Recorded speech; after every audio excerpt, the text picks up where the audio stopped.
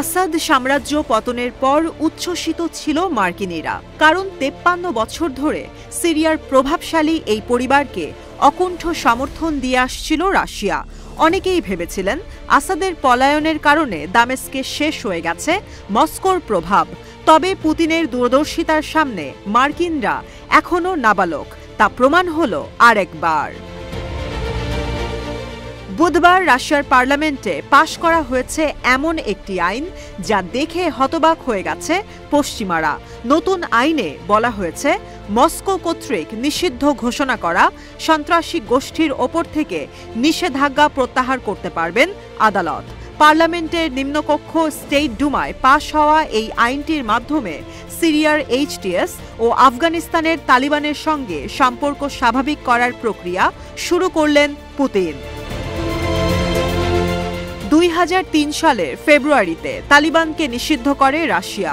এ তালিকায় এইচটিএস যুক্ত হয় ২০২০ সালে। ২০ বছরের যুদ্ধ শেষে ২০২১ সালে মার্কিন সেনাদের আফগানিস্তান থেকে বিতাড়িত করে তালিবান। এরপরই ভ্লাদিমির পুতিন জানান, সন্ত্রাস বিরোধী যুদ্ধে তালিবান রাশিয়ার মিত্রের ভূমিকা পালন করবে। সিরিয়ার শাসন ক্ষমতা এইচটিএস-এর হাতে চলে যাবার পর রুশ প্রেসিডেন্টের সঙ্গে আলোচনা করেন রমজান কাদিরভ। চেচেনিয়া প্রজাতন্ত্রের প্রধান পরামর্শ দেন, সিরিয়ার স্থিতিশীলতা ও মানবিক বিপর্যয় রোধে গোষ্ঠীটির সঙ্গে রাশিয়ার সম্পর্ক স্থাপন করা উচিত। পুরো মধ্যপ্রাচ্যের মধ্যে শুধু সিরিয়ায় পুতিন সেনাদের দুটি সামরিক ঘাঁটি রয়েছে। একটি তার্তুজ নৌঘাঁটি, অন্যটি হামেইমিম বিমান ঘাঁটি।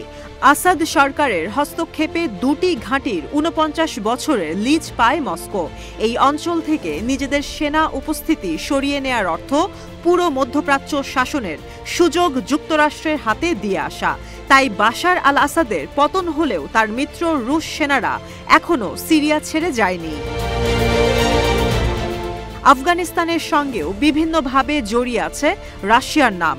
১৯৭৯ সালে দেশটির মুজাহিদদের বিরুদ্ধে যুদ্ধ ঘোষণা করে তৎকালীন সোভিয়েত ইউনিয়ন। ১০ বছরের যুদ্ধে ১৫,০০০-এর বেশি সেনা হারানোর পর মিখাইল গর্বাচেভের নেতৃত্বাধীন সরকার রুশ সামরিক বাহিনীকে দেশে ফেরত আনে। এরপর যুক্তরাষ্ট্রের মদদে ক্ষমতায় আসে তালিবান।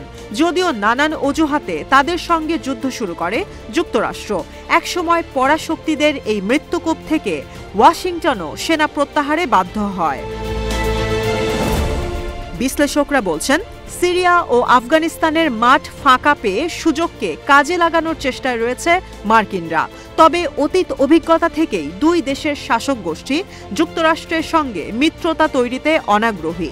ফলে আপাতদৃষ্টিতে রাশিয়ার প্রভাব শেষ মনে হলেও নতুন আইন পাশের মাধ্যমে আবারও নিজের দূরদর্শিতার প্রমাণ দিলেন ভ্লাদিমির পুতিন।